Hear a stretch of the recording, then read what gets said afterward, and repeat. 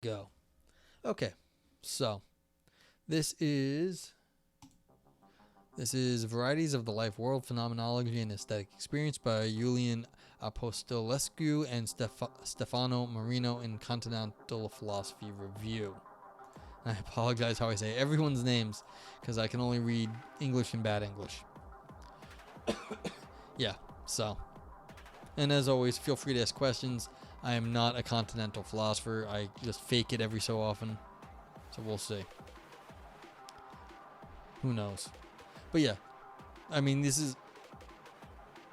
We'll see. We'll see. Okay, so here we are.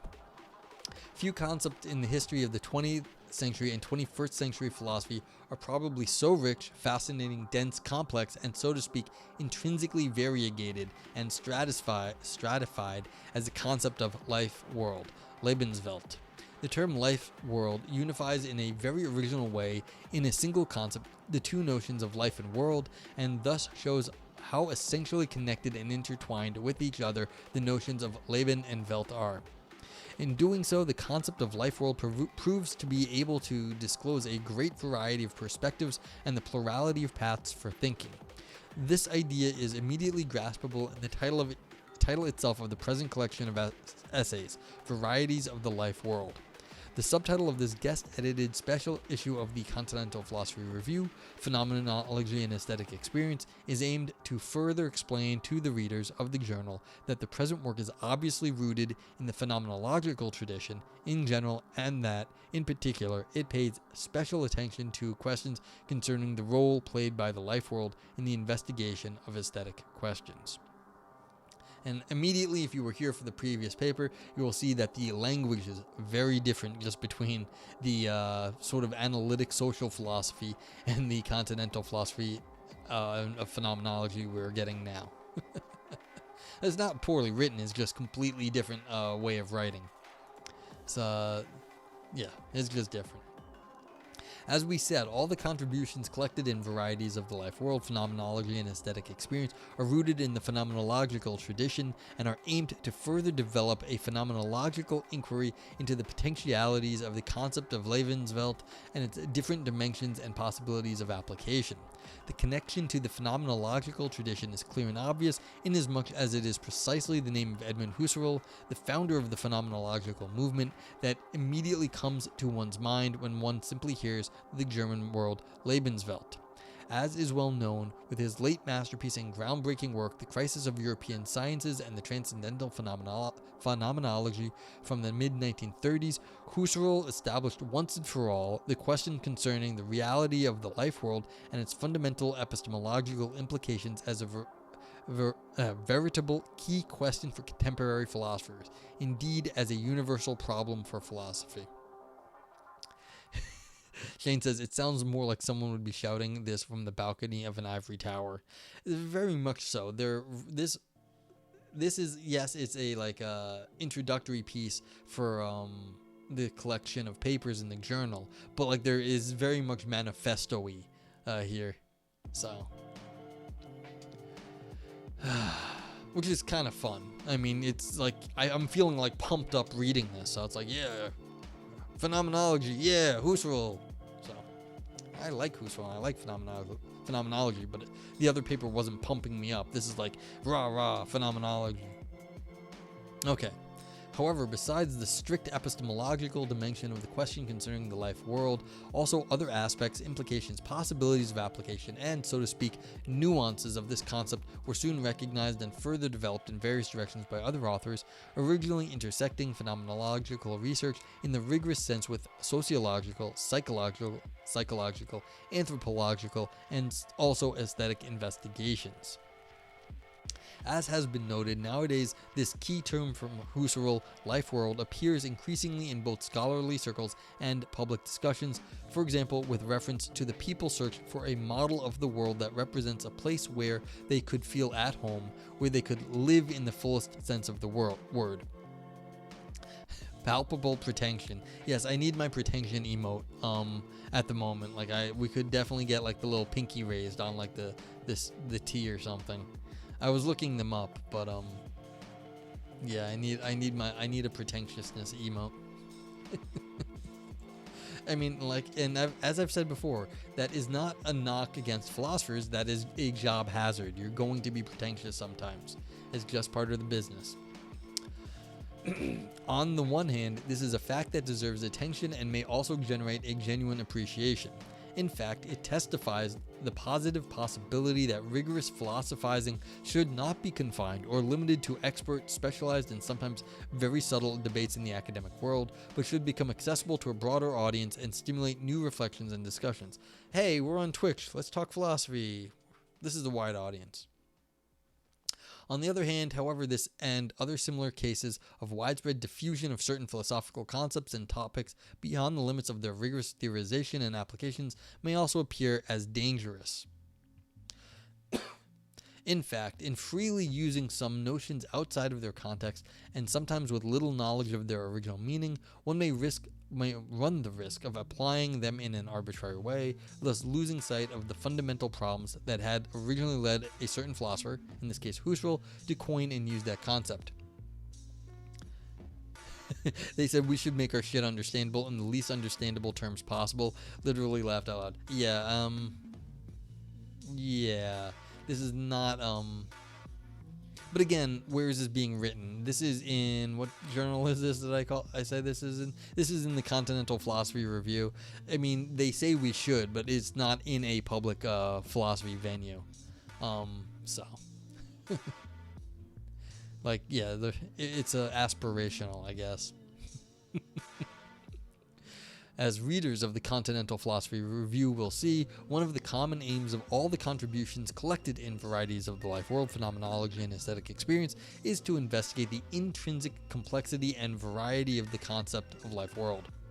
It is thus our aim as editors of the present collection to show the fruitfulness of the concept of Lifeworld also in slightly different contexts than the ones that were strictly at the core of Husserl's The Crisis of European Sciences and Transcendental Phenomenology. At the same time, it is also our aim to remain very well rooted in and faithful to the attitude or spirit of serious and rigorous phenomenological philosophizing, without ceding to any temptation of transforming the discourse on the life world into a mere occasion to express one's opinions about life, world, or other general questions. All right, I was just about to break into what did Husserl mean by life world, but I realized they're probably going to give you a bunch of different breakdowns here, and they're all going to be better than what I was about to say. So just hold on with me. I mean, yes, none of this should be understandable yet, but hopefully more will become understandable over time, because they're just saying it's very important as of right now, and it's very important that you read their book. So. Yeah, I realize we're just going to keep saying the word over and over, so I apologize. This is why I'm apologizing, Shane, because they should have said something now, but they're just very excited. Okay, as had been noted in the early 1960s by Hans-Georg Gadamer, the real discussion of Husserl today concerns the elaboration of Husserl's Phenomenology, and especially the Crisis of European Sciences and Transcendental Phenomenology. Gadamer noted that the word life world had found an astounding resonance in the contemporary mind, and observed that a word is always an answer, thus asking, what does this new word, life world, answer? You see, I knew they had to do this. They had to get there, and that's why I didn't stop and make something up myself. What is the question to which this word presents an answer that has been accepted by the general consciousness of language? For Gadamer, Husserl came to the characterization of the life world that still functions as valid, that is, as the pre-given world. According to him, this showed, among other things, that Husserl's late concept of Lebenswelt must also be connected to his early phenomenological investigation of the totality of our natural experience of the world. Okay, and so right here, the totality of our natural experience of the world. The Lebenswelt, real briefly, is everything you're experiencing in your sort of subjective reality, and it's the totality of that sort of experience of the natural world, whatever it is. So if you start pushing on, you think, well, I've experienced this or that, fine, but it's the totality of the experience of the natural world, the natural experience of the world. Okay. Also in Truth and Method, his main work from 1960 that had fundamental influence on the development of philosophical hermeneutics as one of the main currents and approaches in contemporary thinking, Gadamer made reference to Husserl's concept of Lifeworld and observed, using a concept consciously formulated in contrast to a concept of the world that includes the universe of what can be made objective by science, Husserl calls this phenomenological concept of the world, life-world. Okay, that was a terrible fucking sentence. So the separation right there, though, you should see that the objective science, the things you talk about in science, are not what is talked about in life world. This is the subjective experience that stands up in opposition to the objectivity of science. So again, it's the interactive world that is the totality of that your interaction with nature and the external world, and that's the life world where you're living in some sense, not what is, because what you're interacting world is, that's your life world, that's where your life in some sense is.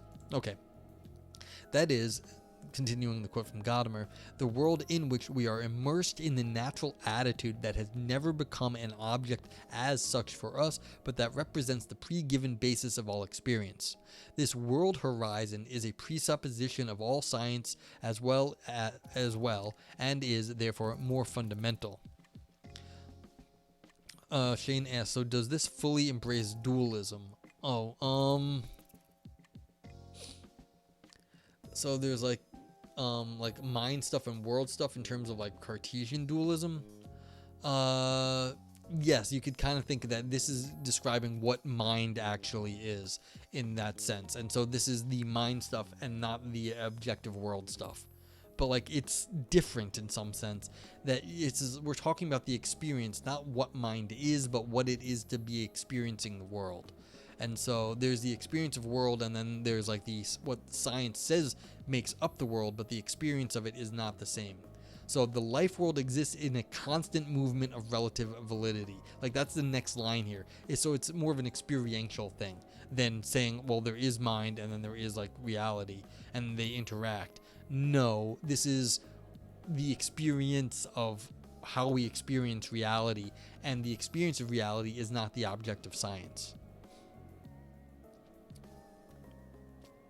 Yeah, now you're now you're getting there, Shane. Like existential dualism as a concept makes no sense, but this is this is what's called phenomenology. Like, so I understand that you're getting somewhere when you start making up terms.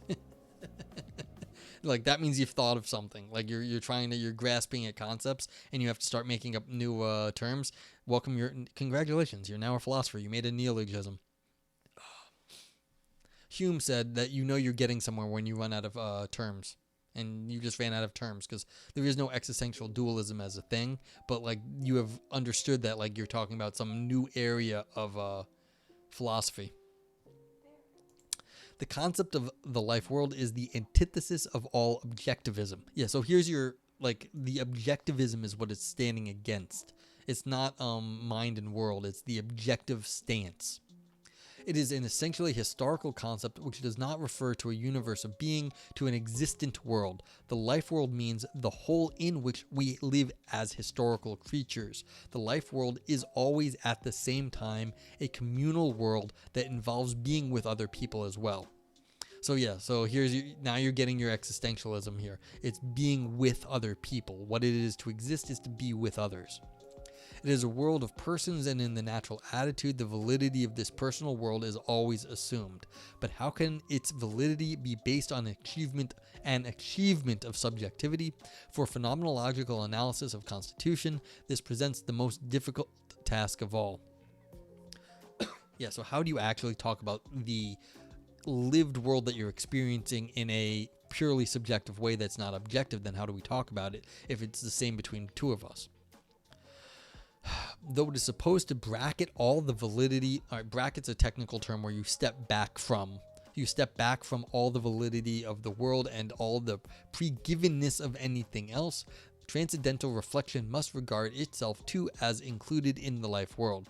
The reflective eye sees itself as living in the context of ends for which the life world is the basis. thus constituting the life world as well as intersubjectivity is a paradoxical task. But Husserl regards all these as only apparent paradoxes. He is convinced that they are resolved if we consistently maintain the transcendental meaning of the phenomenological reduction and don't fear the boogie of a transcendental solipsism. Given this clear tendency of Husserl's thought, it seems to me wrong to accuse him of any ambiguity in the concept of constitution. This dude just postmodernism. This is great. Well, this is like, you've got like straight up Gadamer going like hardcore on Husserl, who invented like this thing that they all love. So like this is maybe fanboyism or fan philosopherism a little bit here, because again, this is still in the phenomenology of this whole paper. So they found a passage from Gadamer. Like every interpretation of a philosophical test or philosophical theory, also Gadamer's hermeneutical interpretation of the meaning of Husserl's concept of life world can be discussed compared to other interpretations and potentially revised, rethought, or criticized. However, this is not the adequate place to undertake a critical comparison of the different interpretations of Husserl's theory of the life world and the phenomenological analysis constitution that have been proposed, not even of those of Jan Wall, Eugene Fink, or Ludwig Landgrabe. I'm sorry, I can't say anything that Gadamer himself explicitly mentions and discusses in his work on the phenomenological movement. What is important for the limited aims of an introduction to a special issue of a journal dedicated to the topic of varieties of the life world, phenomenology, and aesthetic experience, and thus the reason why the above-mentioned Gadamerian quotation are interesting and relevant in this context, is simply that such references to the question of the human natural experience of the world immediately show, for example, that even before the crisis of European sciences and transcendental phenomenology, namely the book that most readers spontaneously and reasonably associate with the topic Lebenswelt, the problems fundamentally addressed by Husserl's late phenomenology of the life world were already present in his philosophical reflection, although not conceptualized exactly in the same way as in his masterpiece from the mid-1930s. Apropos of this, Rudolf Bernet, Iso Kern, and Edward Marbach have noted that, although it is understandable and acceptable to firstly and in a sense immediately connect the very use of the term life world to the crisis of the European sciences and transcendental phenomenology, it must also be considered that Husserl had actually started to sporadically use this expression already before 1920. Thus, during the 1920s, the life world had already become a fundamental question of his philosophy, precisely in connection with the questions of the natural concept of the world, or the natural world of experience. In a more recent work, namely a research monograph on the role played by the concept of Welt in Husserl and Heidegger's philosophies, like Heidegger's big on this stuff too. The way they interpret the world very differently, because Husserl is much more psychological than Heidegger, but like they're both in this being with others in the world, but Heidegger's is like you're thrown into the world, you're just not like with others there thinking about this in some psychological sense. Heidegger's like, no, you are farther out into the universe than you realized, or you're thrown into it, as it were. But yeah, we'll talk about that, I'm sure. The Italian scholar Guelfo Carbone has defined the Husserlian notion of the natural concept of the world as an anticipation of the topic that would later be presented under the name life world. See, this is what I mean. It's a concept for Husserl. It's not a metaphysical, it's not ontological for him. For Heidegger, it's ontological. Tindarios, what's up? What's up? How are you doing? Thank you for the lurk.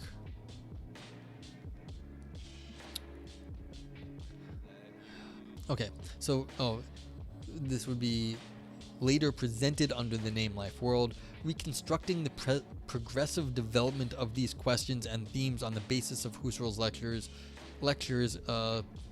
in 1911 and from 1919, his fundamental works in Idea and Idea 2, the materials collected in volume 39 of Husserliana, and finally in The Crisis. I'm still doing, that's how I'm doing. I hope you're doing well. Getting things done. Shane says Husserl might argued that Lifeworld existed as a concept before he even wrote it because at the time we could perceive it would be part of our life world. So, boom! Yeah.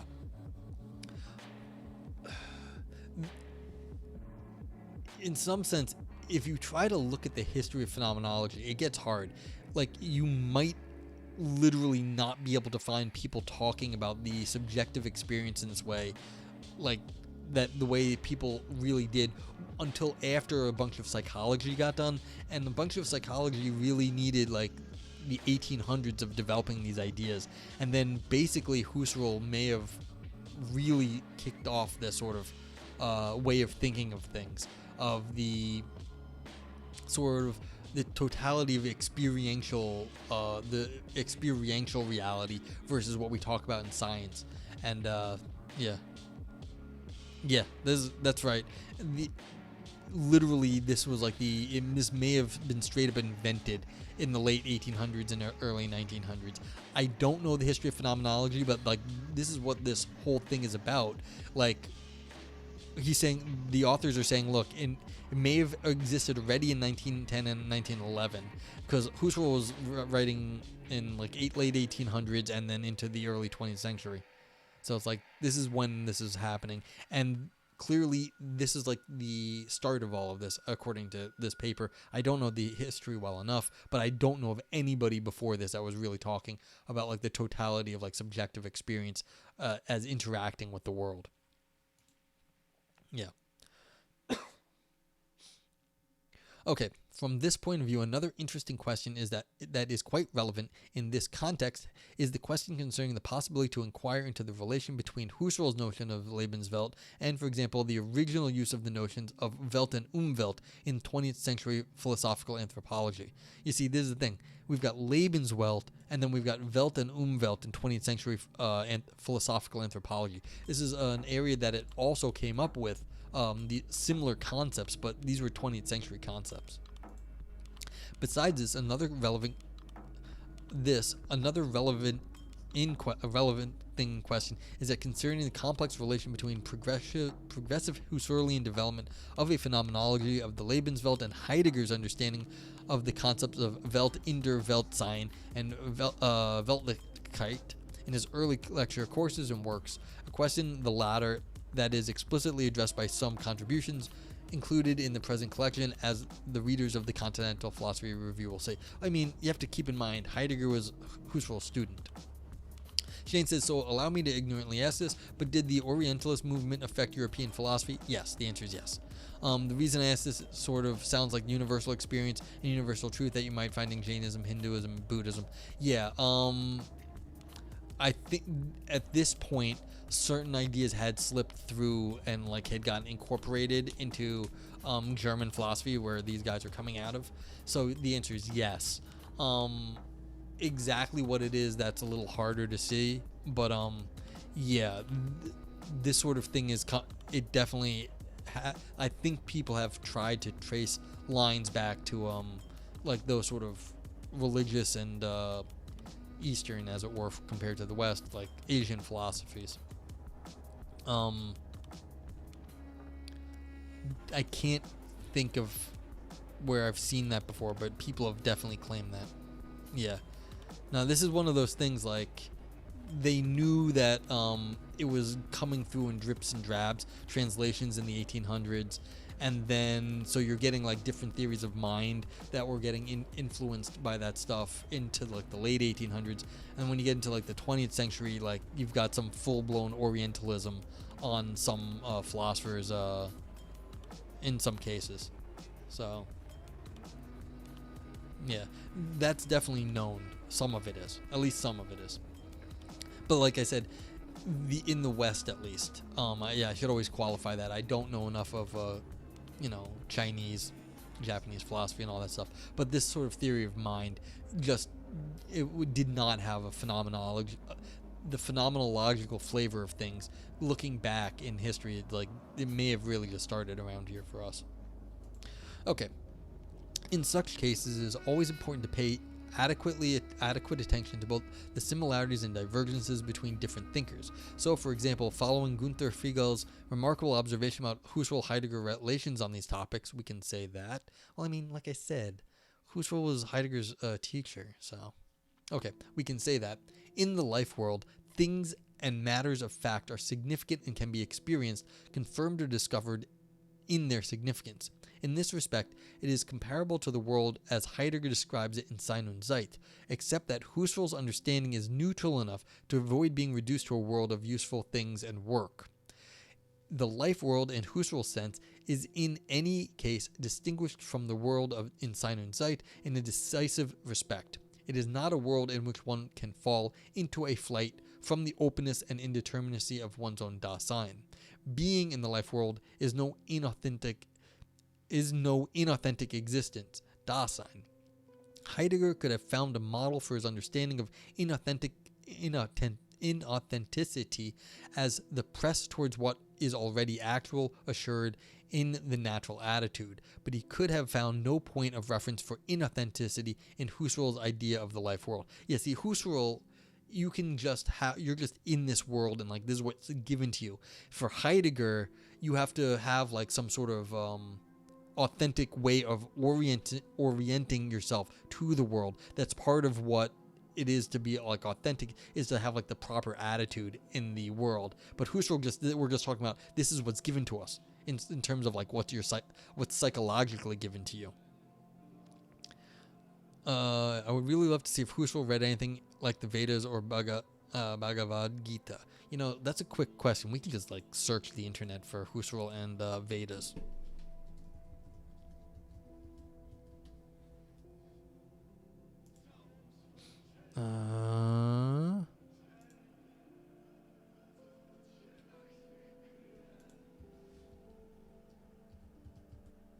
Nope.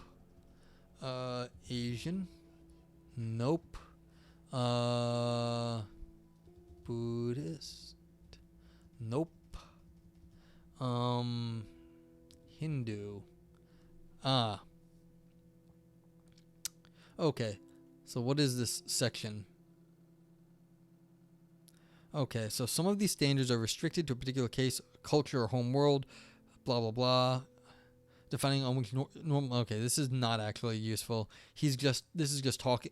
So he's just using them as a comparison of viewpoints. So you have Europeans versus Hindus, as like a viewpoint. Okay, but you can look up. This could be found. Like what Husserl looked up, because Husserl, you know, he had correspondence and stuff. So these are things that are questions you could find out. So.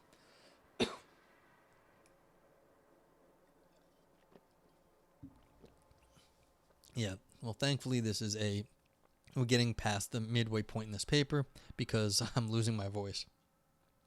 No, well, I mean, you're gonna have to do this one, but this one actually, this is known. It would just be something to look up quickly, whether like what Oriental philosophy, and I apologize for using that term. I just mean like stuff out of Southeast Asia.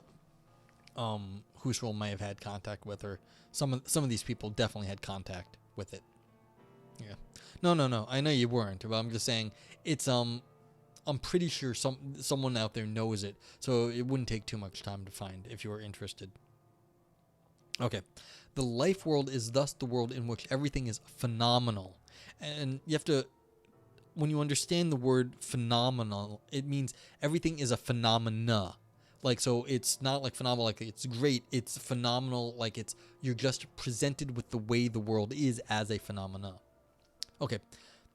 So with everything is phenomenal without being recognized phenomenologically as phenomenon. So it's given to you immediately as a phenomena, but you're not thinking of it as a phenomenon. It's given to you as directly the phenomena itself. But you're not thinking about it. You're not recognizing it. The life world is what Husserl calls constitution as world. One could therefore also call it the world of phenomena. That's what I said. It would be the world of appearance and not only of what appears taken as real. So there's no reflection here. It's just given to you. This would, of course, mean that it cannot be further phenomenologically reduced, taken back into appearance. Indeed, it is the pre-given horizon in which something is appearance. Yeah. Of course, what has been said above apropos of the life world and the natural experience of the world basically point in the direction of the need for rigorous phenomenological research to describe and clarify the problematic connection between the kind of natural relationship to the world that the above mentioned expressions apparently hint at and the specific kind of relationship to the real. Yes, the relationship to the real.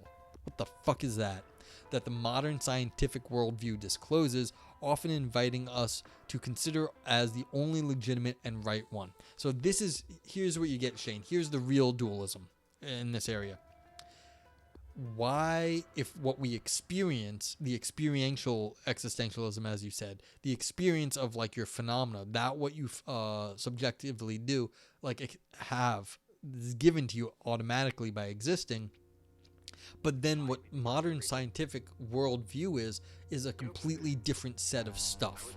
And so why is that the real? And how do we get from our subjective, whatever the fuck this is, to talking about things in like scientific terms? That jump is a big question. And this is why, like, this is what these people are trying to ask. How do you get from your subjective experience onto things like electrons? Because we don't have any experience of electrons in your subjective reality.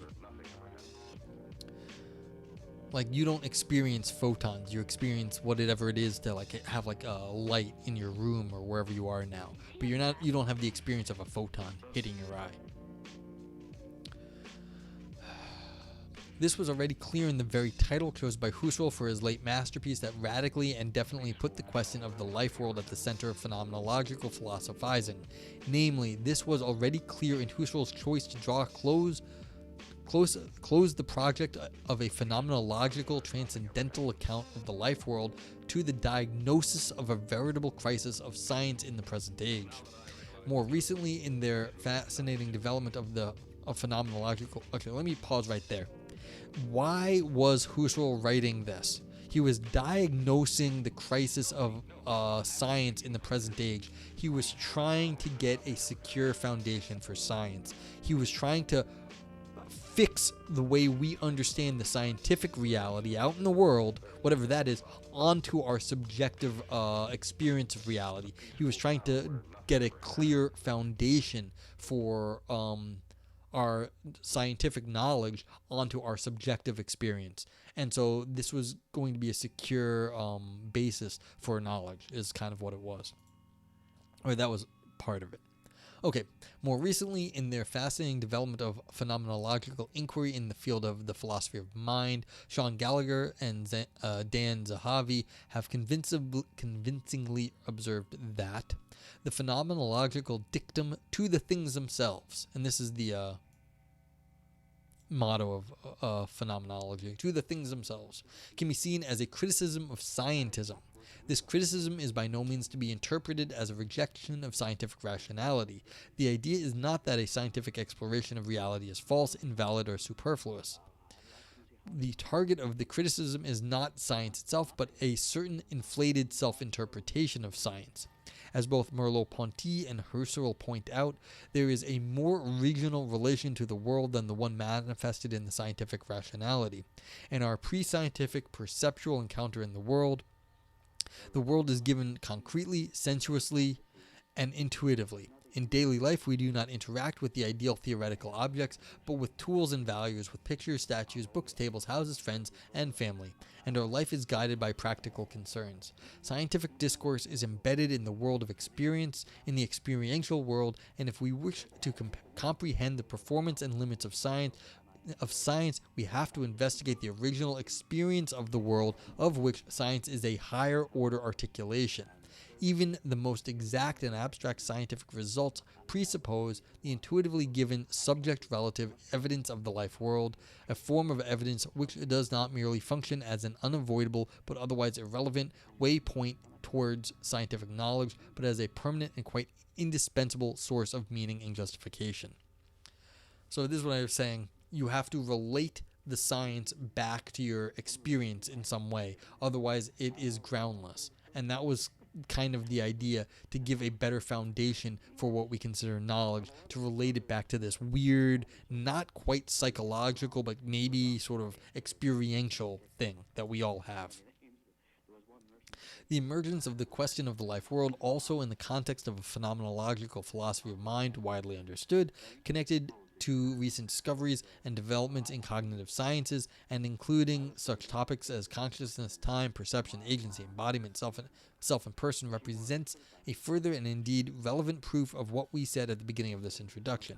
That is, a proof of the stimulating variety of perspectives that philosophers can still nowadays derive from original and updated investigations of the life world, with a special focus in the present context on the question of aesthetic experience, as testified by the subtitle that we have chosen for this issue of Continental Philosophy Review. Quote, "You can't even do science without subjective experience. Bitch." Yeah. So, but you have to remember the context in when this is writing. This is after World War One. This is in the 30s. I forget when Husserl died. You have to look that up. But like, when did Husserl die?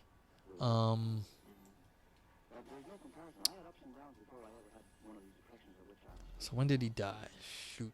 Life, work. He died on April 27th, 1938 in Freiburg, Germany, I guess. So like, he's writing this in a very scary world. Like, World War One ended, Germany is going down the tubes again into Nazism, and so it's he was trying to like get some grounding stuff going, and so you can think of that in context too. And Husserl was Jewish, I think, so things were not going well. By the way, did it say how he died right here? I don't know. Oh yeah, so no, just bad things happened in Germany. I'm just reading that Stanford Encyclopedia thing in the background, but like things were going bad for him, of course, in Germany at that point, and then he died in 38. But yeah, okay. Finish this up. This is just the last little end of this. By the way, precisely the latter, namely the question of aesthetic experience, offers several examples of how a concept like the life world can still prove today its philosophical fruitfulness, both in the field of phenomenological aesthetics, strictly speaking, and also beyond this field, in connection and or intersection with other relevant traditions and currents of contemporary aesthetic thinking. Limiting ourselves to just one reference, we can say that this is testified, among others, by the example of interdisciplinary approach like Richard Chesterman's Soma aesthetics, with its concern for heightened somatic self-consciousness in our increasingly mediatic life world. On the basis of the Husserlian background that has been sketched above, and in very general terms, our hope is that this special issue will deepen the phenomenological dimensions and varieties of being alive in the life world. Shane says that adds important context. He's watching eugenic science wreck an entire race of people based on subjective phenomenal interpretation. Yeah. So like this matters, especially to a lot of these European philosophers, what's going on in Europe at the time. And this is one of those things why it's the positivists were doing stuff like this, like you were saying, is very positivistic. Some of this philosophy, did you say? No, that was the previous paper. This, like a lot of the positivistic stuff, they were trying to react against like shit breaking, and they're trying to find independent justification for the way the like knowledge of the world should be, and they're doing what they can, but things falling apart around them.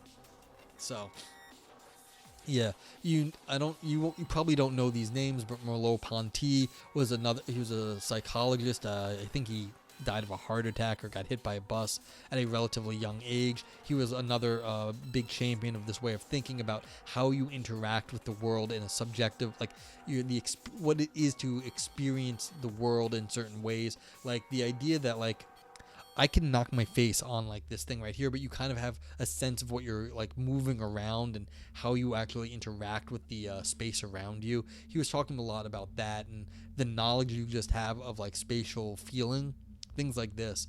And so this is like what is made up of your life world is how you interact with it. And like what you all the knowledge you already have being in certain spaces by having hands and like being able to like move around without really thinking about it. Like this is just stuff we have by having experience with our hands being embodied in space. So this is part of the totality of our subjective experience of the world. And so these are, well, I bring this up because Merleau-Ponty was basically more Heideggerian than it's been argued that he's rather Heideggerian, but he would always claim back to Husserl because he was writing post World War II. A lot of his stuff was coming out then, and you can't it's like he's trying to pull on this tradition, but even though more of his stuff is kind of Heideggerian, it's like you can't say that he's claiming Husserl as the grandfather here, which is legit, but like he's more depending on your interpretation, he's more Heideggerian, which is straight up Nazi. But yeah. So, and you can see this is just an introductory paper. Why is this interesting? Well, you get to talk about the foundations. Where did the ideas of phenomenology come from? And like, what are some of the big players here? And so not a whole lot happening in this, but you get some nice quotes. You get some understanding why we are thinking about this in this 20th century. What are we doing at the moment? You've already got psychology, but how do we actually get the science of psychology from like the experience? And that's the philosophical question. You might try to convince me to read some George Herbert Mead. He's writing around the same time, but he's a sociologist trying to argue how we develop our concept of self as a distinction from our body.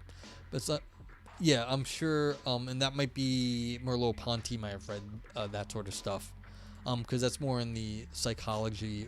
I don't know about the sociology of this, but like Merleau-Ponty was in the psychology area. So yeah.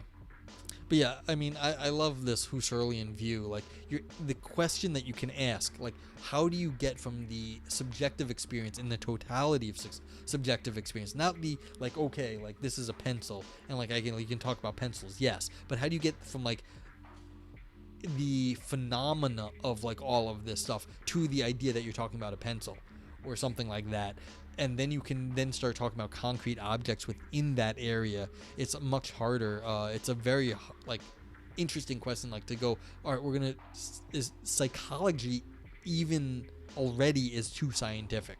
You have to get back to the phenomena themselves. As I pointed out, that's like quite often the rallying cry to the things themselves in phenomenology. How do you get to the phenomena itself? And so one of his arguments basically goes, if you chop off your leg, are you still you? Okay, so that's interesting because he's going straight for the embodiment of that. So if you lose that, okay, yeah. So yeah, these are the same sort of questions Merleau-Ponty was talking about. I think he even did experiments with people who had lost like fingers and stuff and lost arms. Like this is part of the I think of disability studies. Goes back to this stuff. So yeah, exactly. That's like directly in the same sort of ideas. So this is the crisis of science in the present age. How do you actually where is the science being grounded in, and how do you do that, and what's the relationship to the real of the scientific worldview discloses? What is so real about like electrons compared to our experience of reality?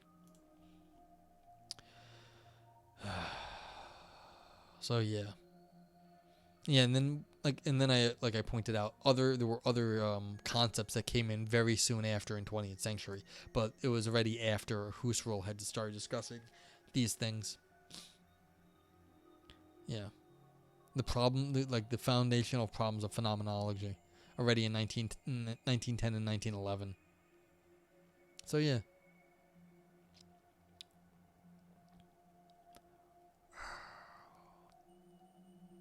But yeah, you got the question, what sort of information do you actually get from the world around you with relation to your body? Like when you pick up something, like this is one common example, like when you grasp things with your hands, you don't need to think about what you're doing with your hand to actually hold the cup.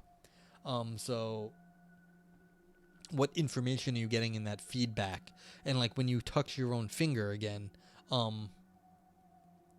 yes, he did. He ran a magazine with Sartre de Beauvoir. That's right. So like when you do this, like what sort of feedback? Well, yeah. One of the criticisms of Merleau-Ponty was that like he was always a philosopher of the future. Like people always said, oh, he's gonna become like the next big thing. And he never became that big or as big as people thought he was gonna be. He ran in the right circles. He said super interesting stuff, but like the research into this is like extremely difficult. To make any sort of progress here is like, well, any philosophy really is like unbelievably difficult, and so it's just not blown up. And so we've got you've got a nice collection of essays here in this journal probably, but it's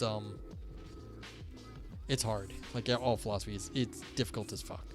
So, but like it is a super fascinating thoughts. Like what sort of feedback do you get when you're touching your own forefinger and like things together? Like you poke yourself and you're getting like double feedback on both sides compared to like holding a cup.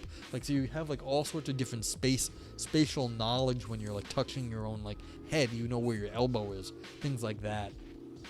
So there's like information you're getting from the world, like the way you are interacting with it makes a difference when you're doing stuff like that. So I've mentioned this before, but there is a online lecture series by Herbert Dreyfus. He was at Harvard. No, he was in California somewhere. I forget. But like, or maybe he was in Harvard. I forget what it was. But he was talking about like Heidegger and like Merleau-Ponty. So like that's available if people are interested in these like a lecture series. So you can download the audio. It's on YouTube somewhere. So, and that's from more than a few years back now, but I don't think anything's significantly changed. Well, a few things have. And Dreyfus died a few years ago too, which is a bad loss for this sort of research. But yeah, I find this stuff a bit fascinating, and I've always found Husserl was like arguing with the logicians. He was doing logic back in the day, and then he was also doing philosophy later. And so like there's correspondence between Husserl and Frege, and for people who care about like that sort of stuff, like you're reading like Husserl and Frege arguing about things, and then he's also talking about like this sort of other crazy stuff. Those lectures are fun. Yes, they are. That's awesome that you've listened to them, Valpo. So, all right, we have now clicked over to the next day here on the East Coast of the United States. If you have any other questions or comments about phenomenology or what was like briefly described in this paper, let me know. But I think that's it. My voice is not great.